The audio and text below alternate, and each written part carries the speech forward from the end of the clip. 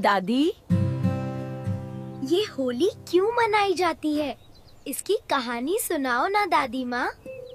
चलो बेटा, आज तुम्हें होली के पीछे की कहानी सुनाती हूँ।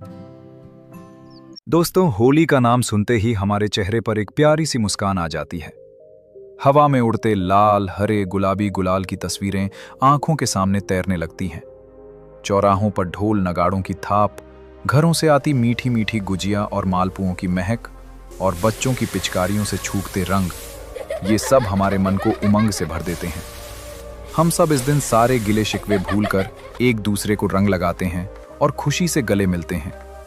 लेकिन क्या आपने कभी इस शोर और जश्न के बीच एक पल के लिए रुककर सोचा है कि रंगों का ये खूबसूरत त्योहार आखिर मनाया क्यों जाता है?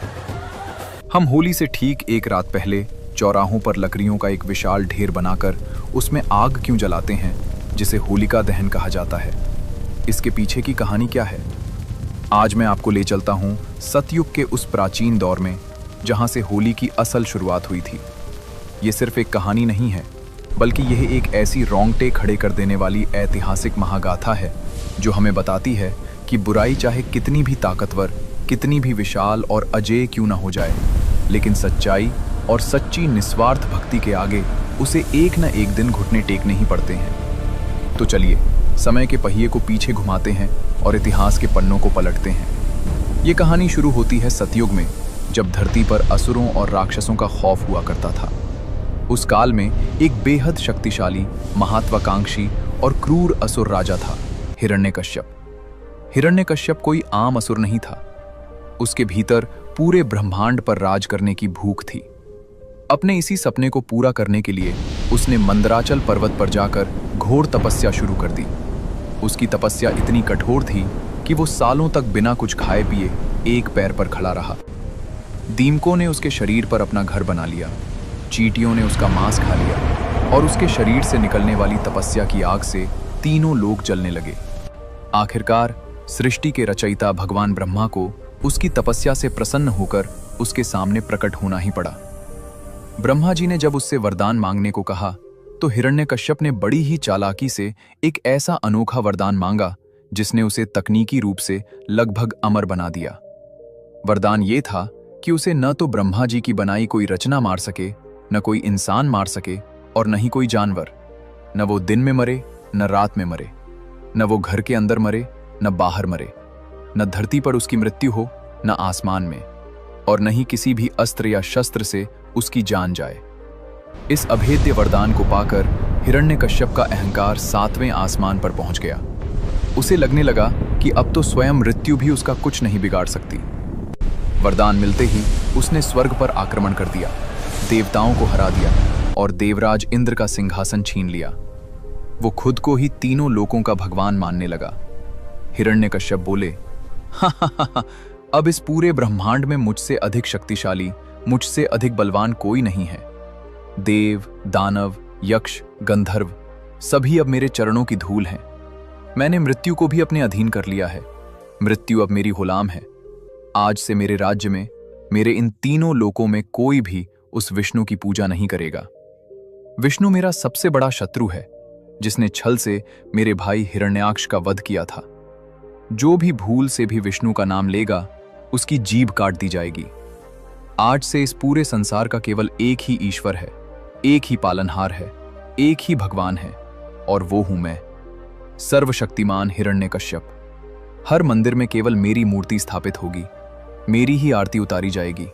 सभी प्रजा केवल मेरी वंदना करेगी। जो मेरी आज्ञा का उल्लंघन करेगा, उसे मृत्यु से भी भयानक दंड दिया जाएगा। हिरण्यकश्यप के इस खौफनाक आदेश और डर से पूरे राज्य में हाहाकार मच गया। डर के मारे लोग भगवान विष्णु का नाम भूलकर, विवश होकर हिरण्यकश्यप की पूजा करने लगे। धरती पर चारों तरफ अधर्म और अन्याय का अंधेरा छा गया। लेकिन कहते हैं ना कि जब अंधेरा सबसे घना होता है, तभी सवेरा होता है। नियति का खेल देखिए। उसी अहंकारी और क्रूर राजा के घर में, उसी के महल में एक ऐसे बालक ने जन्म लिया जो जन्म से ही भगवान विष्णु का परम भक्त था। उस बालक का नाम था प्रहलाद। जब प्रहलाद अपनी माता कयाधु के गर्भ में था, तभी देवर्षि नारद ने उन्हें भगवान विष्णु की महिमा और भक्ति का ज्ञान दिया था। इसीलिए प्रहलाद बचपन से ही शांत, दयालु और भगवान विष्णु की भक्ति में पूरी तरह लीन रहने वाला बालक था। उसे राक्षसों वाले खेल पसंद नहीं थे। वो तो बस आंखें बंद करके नारायण नारायण जपता रहता था। जब हिरण्यकश्यप को अपने गुप्तचरों से ये पता चला कि उसका अपना सगा बेटा, उसका ही खून, उसके सबसे बड़े दुश्मन यानी विष्णु का नाम जपता है, तो उसका क्रोध भड़क उठा। उसे लगा कि ये उसके लिए एक बहुत बड़ा अपमान है। एक दिन हिरण्यकश्यप ने प्रहलाद को प्यार से अपनी गोद में बिठाया और पूछा, पुत्र, तुम्हें इस संसार में सबसे अच्छी विद्या कौन सी लगती है? प्रहलाद ने मासूमियत से जवाब दिया, पिताश्री, जो लोग संसार के झूठे मोह माया को छोड़कर भगवान श्री हरि की शरण में चले जाते हैं, वही सबसे श्रेष्ठ हैं। ये सुनते ही हिरण्यकश्यप ने प्रहलाद को झटके से गोद से नीचे फेंक दिया। उसने प्रहलाद को कई बार समझाने की कोशिश की, उसे डराया, धमकाया, गुरुओं से उसे राक्षसी विद्या पढ़ाने को कहा, लेकिन प्रहलाद की भक्ति अडिग थी। हिरण्यकश्यप बोले, प्रहलाद, मूर्ख प्रहलाद, मेरे पुत्र होकर, मेरे ही खून होकर तुम उस कायर विष्णु का नाम क्यों जपते हो? जिस विष्णु ने धोखे से तुम्हारे चाचा हिरण्याक्ष का वध किया था, तुम उसी हत्यारे के गुण गाते हो। तुम्हारी इतनी हिम्मत? मूर्ख बालक, अपने अज्ञान के पर्दे हटाओ, अपनी आंखें खोलो और देखो, मैं ही इस सृष्टि का पालनहार हूं। मैंने घोर तपस्या करके ब्रह्मा से अमृतत्व का वरदान पाया है। ये हवा जो तुम सांस ले रहे हो, ये पानी जो तुम पीते हो, ये आग, सब मेरे इशारे पर चलते हैं। मृत्यु मेरे दरवाजे पर पहरा देती है। उस कायर विष्णु को छोड़ो और मेरी पूजा करो। प्रहलाद बोले, पिताश्री, आप भ्रम में हैं। अहंकार ने आपकी आंखों पर पट्टी बांध दी है। ये शरीर, ये ताकत, ये राजपाट और ये सत्ता सब नश्वर है, एक दिन मिट्टी में मिल जाएगा। अमर तो केवल मेरे नारायण हैं। ये हवा, ये जल, ये सूर्य, ये चांद, सब उन्हीं की मर्जी से चल रहे हैं। भगवान विष्णु सिर्फ एक देवता नहीं है, वो तो इस चराचर जगत के कण कण में बसे हैं। वो उस खंभे में हैं, वो इस जमीन में हैं, वो आपके भीतर भी हैं और मेरे भीतर भी हैं। उनसे कोई कुछ नहीं छिपा सकता। मेरा ये जीवन उन्हीं को समर्पित है। पिताश्री, ओम नमो भगवते वासुदेवाय नमः। ओम नमो भगवते वासुदेवाय नमः। अपने ही बेटे के मुंह से विष्णु का नाम सुनकर हिरण्यकश्यप का क्रोध ज्वालामुखी की तरह फट पड़ा। उसकी आंखें लाल हो गईं, मुट्ठियां भिंच गईं और उसकी एक दहाड़ से पूरा महल थर्रा उठा। मेरा शत्रु, मेरा सबसे बड़ा दुश्मन विष्णु और मेरा ही खून उसका गुणगान कर रहा है। उसने फैसला किया कि जो बेटा उसकी बात नहीं मान सकता, जो उसके दुश्मन को अपना भगवान मानता है, उसे जीवित रहने का कोई अधिकार नहीं है। राजधर्म और पिता के मोह से ऊपर उठकर अब उसके सिर पर सिर्फ और सिर्फ अहंकार का भूत सवार था। यहां से शुरू हुआ क्रूरता का एक ऐसा सिलसिला जिसे सुनकर आज भी रूह कांप जाती है। एक पिता जो रक्षक होना चाहिए था, वही सबसे बड़ा भक्षक बन गया। हिरण्यकश्यप ने अपने ही मासूम कोमल से बेटे को मारने के लिए एक से बढ़कर एक खौफनाक तरीके अपनाए। सबसे पहले उसने अपने क्रूर सैनिकों को आदेश दिया कि प्रहलाद को राज्य के सबसे ऊंचे पहाड़ की चोटी पर ले जाया जाए और वहां से नीचे नुकीले पत्थरों की खाई में फेंक दिया जाए। सैनिकों ने ऐसा ही किया। उस नन्हे से बालक को घसीटते हुए पहाड़ पर ले गए और बिना किसी दया के उसे नीचे धकेल दिया। लेकिन ये क्या, प्रहलाद के चेहरे पर खौफ की एक लकीर तक नहीं थी। वो हवा में तेजी से नीचे गिरते हुए भी मुस्कुरा रहा था। उसकी आंखें बंद थीं और होठों पर सिर्फ एक ही जाप था और वह नारायण का ध्यान कर रहा था। धरती के कठोर पत्थरों पर गिरने से पहले ही हवाओं ने उसका रास्ता मोड़ दिया। भगवान विष्णु ने उसे फूलों की तरह अपनी बाहों में सुरक्षित थाम लिया। जब सैनिक नीचे पहुंचे तो देखा प्रहलाद मिट्टी में खेल रहा था। प्रहलाद को एक खरोंच तक नहीं आई। ये खबर सुनकर हिरण्यकश्यप बौखला गया। उसका अहंकार चूर चूर हो रहा था। उसने एक नई चाल चली। उसने प्रहलाद को एक पागल और खूंखार हाथी के पैरों तले कुचलवाने की कोशिश की। एक ऐसा हाथी जिसे कई दिनों से भूखा रखा गया था, जो जंजीरें तोड़कर चिंगाड़ रहा था। जब उस विशाल जानवर को प्रहलाद की तरफ छोड़ा गया तो देखने वालों की सांसें अटक गईं। जमीन कांपने लगी। लेकिन हाथी प्रहलाद के पास आते ही शांत हो गया। प्रहलाद के तेज और भक्ति ने उस जानवर के क्रोध को हर लिया था और उसने अपनी सूंड से प्रहलाद के चरण स्पर्श कर लिए। हिरण्यकश्यप का पागलपन अब अपनी सीमा पार कर चुका था। इसके बाद प्रहलाद को भूखे जहरीले सांपों के बीच एक अंधेरी कोठरी में छोड़ दिया गया, एक ऐसी जगह जहां एक दंश ही किसी की भी जान लेने के लिए काफी था। मगर वो सांप जो काल का रूप थे, वो भी प्रहलाद के लिए एक रक्षक बनकर उसके चारों ओर बैठ गए, मानो शेषनाग स्वयं उसकी रक्षा कर रहे हों। जब इस पर भी बात नहीं बनी तो प्रहलाद को जहर दिया गया, एक ऐसा हलाहल जहर जिसका रंग देखकर ही इंसान दम तोड़ दे। लेकिन विष्णु की कृपा से वो जहर भी प्रहलाद के गले से नीचे उतरते ही अमृत बन गया। अब हिरण्यकश्यप हार मान चुका था, उसका सारा गुरूर मिट्टी में मिल गया था। उसे समझ नहीं आ रहा था कि इस छोटे से बालक को कैसे मारा जाए।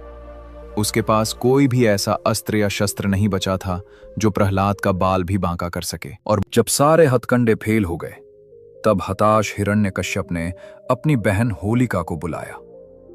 होलिका कोई साधारण स्त्री नहीं थी, उसके पास एक रहस्यमयी शक्ति थी। भगवान ब्रह्मा ने उसकी तपस्या से प्रसन्न होकर उसे एक विशेष चुनरी या शॉल वरदान में दी थी। इस चुनरी की खासियत ये थी कि अगर होलिका इसे ओढ़कर धधकती हुई आग में भी बैठ जाए तो आग की भयानक लपटें भी उसका बाल बांका नहीं कर सकती थी, आग उसे जला नहीं सकती थी। भरे दरबार में हिरण्यकश्यप बोले, होलिका मेरी बहन, आज तुम्हारे भाई की प्रतिष्ठा दांव पर लगी है। ये कुल कलंक प्रहलाद मेरे किसी भी अस्त्र से नहीं मर रहा है। मैं थक चुका हूं, कोई अदृश्य शक्ति हर बार इसकी रक्षा कर रही है। अब सिर्फ तुम ही मेरी मदद कर सकती हो। तुम्हारे पास ब्रह्मा जी की दी हुई वो चमत्कारी चुनरी है ना? तुम उस चुनरी को ओढ़कर प्रहलाद को अपनी गोद में लेकर चिता पर बैठ जाओ।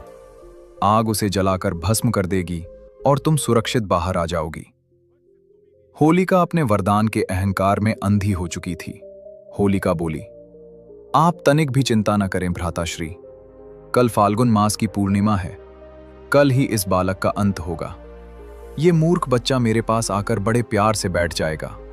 मैं वो दिव्य चुनरी ओढ़ लूंगी। जैसे ही सैनिक चिता में आग लगाएंगे, आग की लपटें इस विष्णु भक्त को पल भर में राख कर देंगी। आपके मार्ग का ये कांटा हमेशा के लिए दूर हो जाएगा। अगले दिन सूरज निकलते ही राज्य के बीचों बीच लकड़ियों का एक विशाल पहाड़ खड़ा किया गया। पूरी प्रजा डरी और सहमी हुई इस भयानक दृश्य को देख रही थी। हर आंख में आंसू थे। होलिका बड़े घमंड के साथ उस चिता पर चढ़ी। उसने ब्रह्मा जी की दी हुई वो चमत्कारी चुनरी ओढ़ ली और छोटे से प्रहलाद को बड़े ही मीठे मगर कपटी स्वर में प्यार से पुकारकर अपनी गोद में बैठा लिया। प्रहलाद के चेहरे पर रत्ती भर भी डर नहीं था। ना वो रोया, ना उसने बचने की कोशिश की। उसकी आंखें बंद थीं और उसके होठों पर सिर्फ एक ही नाम था, श्री हरि। तभी सैनिकों ने चिता में आग लगा दी। सूखी लकड़ियों ने तुरंत आग पकड़ ली और कुछ ही पलों में आग की लपटें आसमान को छूने लगीं।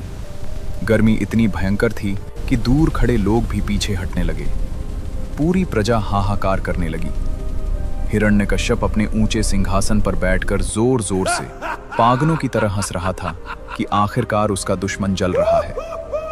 लेकिन तभी प्रकृति ने एक भयंकर करवट ली। जिस आसमान में अभी तेज धूप थी, वहां अचानक काले बादल घिर आए और एक बेहद तेज तूफानी आंधी चलने लगी।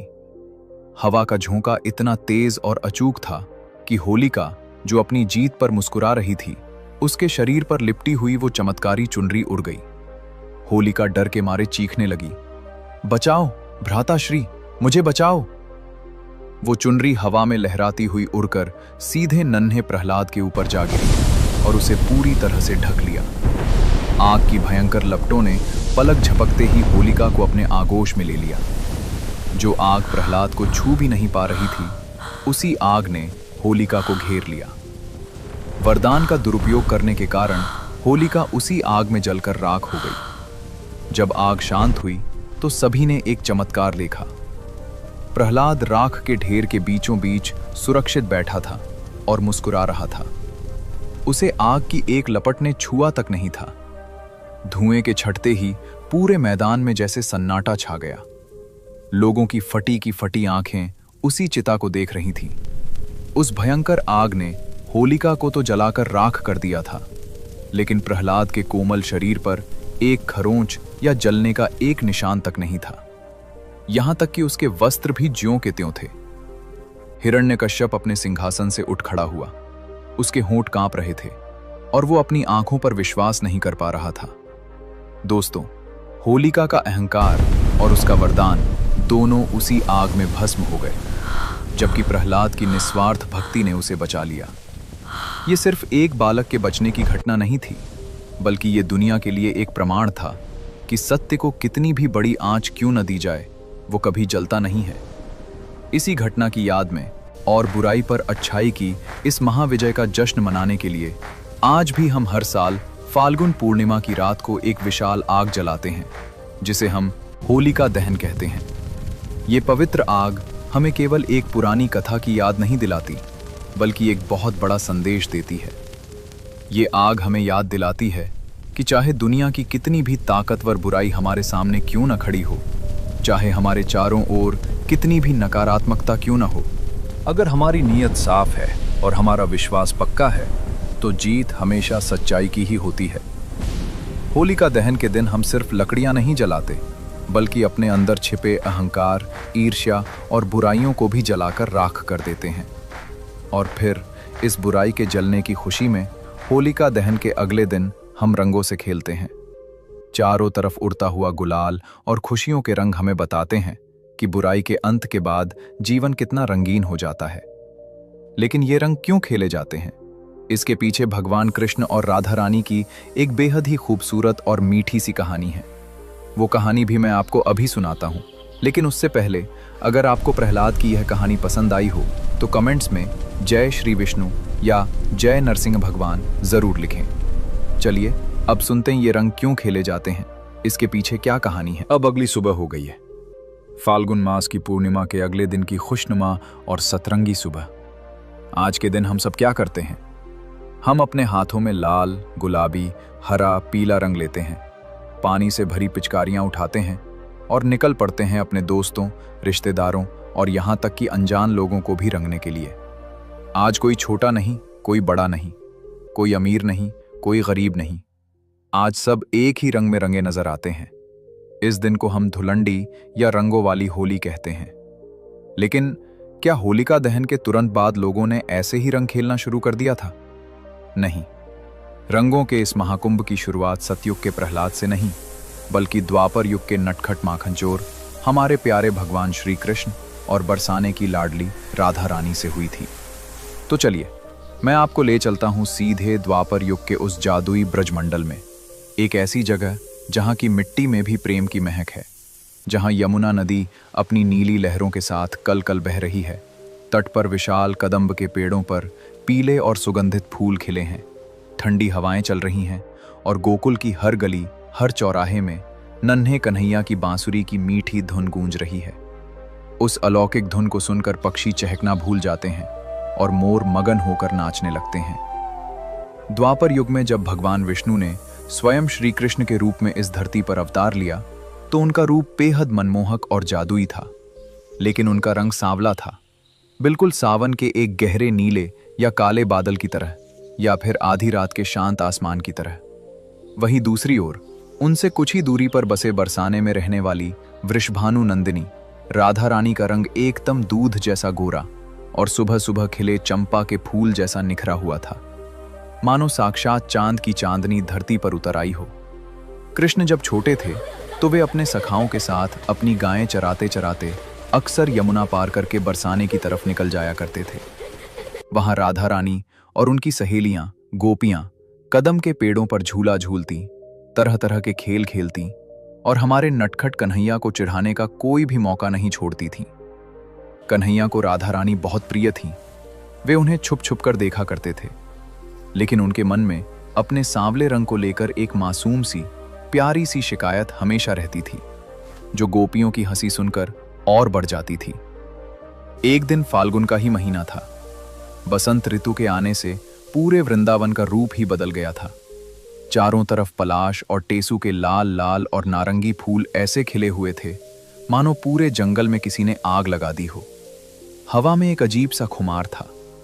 श्री कृष्ण उदास होकर यमुना नदी के किनारे एक पत्थर पर बैठे थे और शांत पानी में अपनी परछाई देख रहे थे। उन्हें बार बार राधा का चमकता हुआ गोरा मुखड़ा और गोपियों की वो हंसी याद आ रही थी। वे अचानक उदास हो गए। उनकी आंखों में नमी आ गई और वे दौड़े दौड़े बिना पीछे देखे अपनी यशोदा मैया के पास नंद भवन की ओर चल पड़े।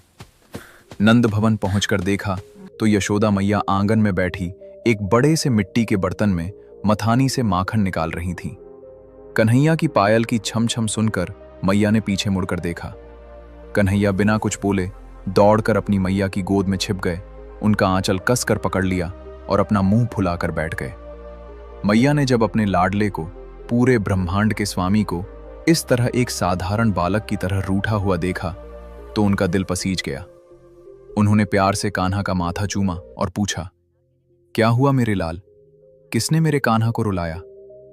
कृष्ण अपनी बड़ी बड़ी आंखों में आंसू भरकर मासूमियत से बोले, मैया तू मुझे आज सच सच बता, तू तो इतनी गोरी है, नंद बाबा भी गोरे हैं, बलराम दाऊ भी एकदम सफेद हैं, और बरसाने वाली वह वृषभानु की बेटी राधा, वो भी एकदम चंपा के फूल जैसी गोरी है। फिर मैं ही ऐसा सांवला क्यों हूं? क्या मैं तेरा अपना लाला नहीं हूं मैया?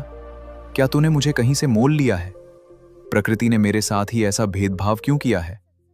जब भी मैं राधा के साथ खेलने जाता हूं तो उसके सखा सखी मुझे काला काला और करिया कहकर चिढ़ाते हैं, मुझ पर हंसते हैं। मुझे नहीं जाना अब उस बरसाने में, मुझे नहीं जाना उसके पास खेलने।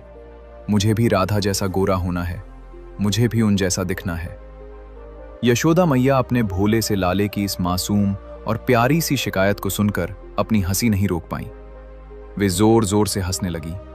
उन्हें समझ नहीं आ रहा था कि वे इस छोटे से बच्चे को कैसे समझाएं कि उसका ये सांवला रंग कोई साधारण रंग नहीं, बल्कि पूरे ब्रह्मांड को मोह लेने वाला रंग है। मैया ने कन्हैया के दोनों गाल खींचे, उन्हें अपने सीने से लगाया और उनके माथे को चूमते हुए एक बहुत ही अनोखी, नटखट और अद्भुत सलाह दे डाली। यशोदा मुस्कुराते हुए बोली, अरे मेरे भोले कन्हैया, मेरे नटखट लाला, तू तो मेरी आंखों का तारा है। तेरा ये सांवला रंग कोई आम रंग थोड़े ही है, ये तो अथाह प्रेम का रंग है। बादलों का रंग भी तो सांवला होता है ना, जो बरस कर पूरी धरती की प्यास बुझाते हैं, सबको जीवन देते हैं। आंखों में लगने वाले काजल का रंग भी काला होता है, जो आंखों की सुंदरता बढ़ाता है। और तू उस राधिका के रंग से इतना क्यों चिढ़ता है? अगर तुझे उसका गोरा रंग इतना ही खटकता है तो एक काम कर, जा अपने सखाओं के साथ मिलकर अपने मनपसंद रंग तैयार कर और सीधा बरसाने चला जा। राधा के चेहरे पर भी वही रंग मल दे जो तुझे सबसे ज्यादा पसंद हो। जब तू उसे अपने ही रंग में रंग देगा तो फिर तुम दोनों एक जैसे हो जाओगे, कोई भेद ही नहीं रहेगा। न वो गोरी रहेगी, न तू सांवला लगेगा। कन्हैया की बड़ी बड़ी आंखें ये सुनकर चमक उठी। उनके चेहरे पर छाई उदासी पल भर में गायब हो गई और वहां एक शरारती मुस्कान ने ले ली। मैया की ये तरकीब उनके नटखट मन को बहुत भा गई। बस फिर क्या था, कन्हैया ने अपनी बांसुरी कमर में खोसी, अपना पीतांबर कसा और घर से बाहर निकलकर जोर से अपने ग्वाल बालों को आवाज लगाई, ओ मनसुखा, ओ श्रीदामा, सुबल, जल्दी आओ, आज तो बरसाने पर चढ़ाई करनी है, आज तो उस राधिका को रंगना है। श्री कृष्ण की आवाज सुनकर उनके सभी दोस्त दौड़ते हुए आ गए। उन्होंने मिलकर जंगल की ओर दौड़ लगा दी और पेड़ों से चुन चुनकर पलाश और टेसू के लाल नारंगी फूल तोड़े। उन ढेरों फूलों को बड़े बड़े कड़ावों में रात भर पानी में उबाला गया, जिससे एक बेहद खूबसूरत प्राकृतिक खुशबूदार और पक्का लाल रंग तैयार हुआ। इसके साथ ही उन्होंने माथे पर लगाने वाले चंदन के पाउडर, कीमती केसर और ताजे गुलाब की पंखुड़ियों को पीसकर पीला और गुलाबी गुलाल बनाया। इस सारी तैयारी के बीच कन्हैया के चेहरे पर एक गजब की चमक थी। रंग तैयार होने के बाद दूर से ही रंग फेंकने के लिए कन्हैया ने बांस की पोरियों को काटकर उनसे लंबी लंबी पिचकारियां भी तैयार कर ली। अगली सुबह फाल्गुन की उसी पूर्णिमा के अगले दिन श्री कृष्ण अपनी पूरी ग्वाल बालों की टोली के साथ ढोल और मंजीरे बजाते हुए गोकुल से बरसाने की तरफ निकल पड़े। सूरज की पहली किरण के साथ ही पूरा गोकुल जैसे जाग उठा था। कन्हैया के चेहरे पर एक गजब की नटखट मुस्कान थी। किसी ग्वाले के कंधे पर लाल रंग से भरी मटकी थी, तो किसी की कमर में पीला और गुलाबी गुलाल बंधा था। ढोल की धमाधम और मंजीरों की छन छन से पूरा रास्ता गूंज रहा था। आज तो जैसे इन ग्वालों को पूरी दुनिया जीतनी थी। उधर बरसाने में राधा रानी अपनी सहेलियों ललिता, विशाखा और बाकी गोपियों के साथ यमुना किनारे कदम के पेड़ के नीचे बैठी थी। सुबह की ठंडी ठंडी हवा चल रही थी। राधा रानी ने बेहद सुंदर नए वस्त्र पहने हुए थे और चमेली के फूलों से अपना श्रृंगार किया था। उन्हें जरा भी अंदाजा नहीं था कि गोकुल का ये नटखट चोर आज क्या खुराफात करने वाला है। वो तो अपनी सखियों के साथ मीठी मीठी बातों में मगन थीं। तभी हवा में एक जानी पहचानी सी बांसुरी की धुन तैरने लगी। अचानक पेड़ों के पीछे से श्री कृष्ण अपनी टोली के साथ प्रकट हुए। इससे पहले कि राधा रानी कुछ समझ पाती या संभल पाती, कृष्ण ने एक शरारती मुस्कान के साथ अपनी बांस की पिचकारी उठाई और राधा के उस गोरे चांद जैसे चेहरे पर लाल टेसू के रंग की एक जोरदार धार छोड़ दी। छपाक की आवाज हुई और राधा का पूरा चेहरा, उनके सुंदर वस्त्र और उनके बालों में लगा चमेली का गजरा, सब कुछ लाल रंग में भीग गया। कृष्ण के इशारे पर उनके सखाओं ने भी अपनी अपनी मटकियां खोल दी और गोपियों पर गुलाल उड़ाना शुरू कर दिया। देखते ही देखते पूरा आसमान लाल, पीले और गुलाबी बादलों से भर गया, मानो आसमान में एक साथ कई इंद्रधनुष उतर आए हों। राधा रानी पहले तो एकदम अवाक रह गईं। फिर जब उन्होंने कन्हैया को जोर जोर से हंसते और चिढ़ाते देखा तो उनका भी नटखटपन जाग उठा। राधा अपने भीगे हुए दुपट्टे को झटकते हुए बोली, अरे कान्हा, ये क्या उधम है? मेरे इन सुंदर नए वस्त्रों को तूने लाल पीला कर दिया, और ये मेरे गालों पर क्या मल दिया है तूने? मेरी आंखों में रंग जा रहा है। तू खुद तो सांवला है और अब मुझे भी अपने जैसा बना दिया। ठहर जा नटखट माखन चोर, आज तो मैं तुझे नहीं छोड़ूंगी। ललिता, विशाखा, जल्दी आओ। आज इस गोकुल वाले को हम भी इसके मनपसंद रंग में रंग देंगे। उठाओ रंग, और कोई भी ग्वाला आज यहां से बिना रंगे वापस नहीं जाना चाहिए। आज इन्हें पता चलना चाहिए कि बरसाने की गोपियां भी किसी से कम नहीं हैं। कृष्ण अपने दोनों हाथ कमर पर रखकर ठहाका लगाते हुए बोले, राधे, आज तो बुरा ना मानो, आज तो होली है। मैया ने ही कहा था कि तेरा घमंड तोड़ने के लिए मैं तुझे अपने रंग में रंग दूं। अब देख, हम दोनों बिल्कुल एक जैसे लग रहे हैं। न कोई गोरा रहा, न कोई सांवला। आज से सिर्फ और सिर्फ प्रेम का रंग है। हिम्मत है तो मुझे पकड़ कर दिखाओ बरसाने वालियों। इसके बाद जो हुआ वो इतिहास बन गया। राधा रानी और गोपियों ने भी कृष्ण और उनके दोस्तों पर पलटवार किया। गोपियों ने अपने पास रखे सुगंधित गुलाल से कान्हा को पूरी तरह नहला दिया। लेकिन बात सिर्फ रंगों पर नहीं रुकी।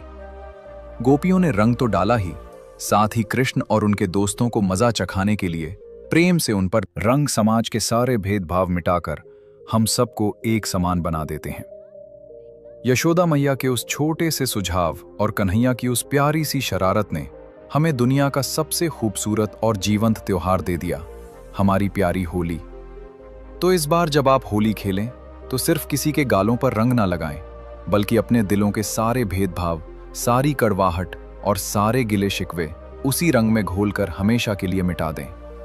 किसी रूठे हुए को मना लें, किसी अजनबी को अपना बना लें, क्योंकि जब दिल के तार जुड़ते हैं तभी होली का असली रंग निखर कर आता है। यही है होली का असली मतलब। आप सभी को रंगों और प्रेम के इस महापर्व की बहुत बहुत शुभकामनाएं। हैप्पी होली। अगर आपको यह कहानी पसंद आई हो तो इस वीडियो को लाइक करें, अपने दोस्तों के साथ शेयर करें और कमेंट्स में राधे राधे या जय श्री कृष्ण जरूर लिखें। मिलते हैं अगले वीडियो में।